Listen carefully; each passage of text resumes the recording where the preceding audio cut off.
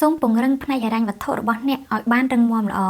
ដោយការស្វែងរកការងារធ្វើបង្កើតមុខរបរអាជីវកម្មផ្ដល់ប្រាក់ចំណូលឲ្យដល់ខ្លួនឯងអ្នកចាំបាច់ត្រូវប្រកាសក្នុងចិត្តថាអ្នកអាចមានសមត្ថភាពគ្រប់គ្រាន់ដើម្បីមកចិញ្ចឹមខ្លួនអ្នកនិងកូនរបស់អ្នកឲ្យរស់រានមានជីវិតបានយ៉ាងល្អប្រសើរដោយពុំចាំបាច់ពឹងផ្អែកលើបុគ្គលណាម្នាក់ព្រោះថានៅពេលនេះស្វាមីរបស់អ្នកកំពុងតែលងស្រឡាញ់លើនារីដទៃដែលជាហេតុបណ្ដាលឲ្យអ្នកត្រូវប្រឈមមុខទៅនឹងការលែងលះគ្នាឬមួយក៏ស្វាមីរបស់អ្នកគាត់អាចនឹងកាត់ផ្ដាច់ការផ្គត់ផ្គង់ថវិកាមកលើអ្នកនិងកូនរបស់អ្នកយ៉ាងណាមិញអ្នកត្រូវដឹងថាប្រសិនបើអ្នកពុំអាចមានសមត្ថភាពចិញ្ចឹមខ្លួនឯងឲ្យបានរស់រានមានជីវិតទេនោះ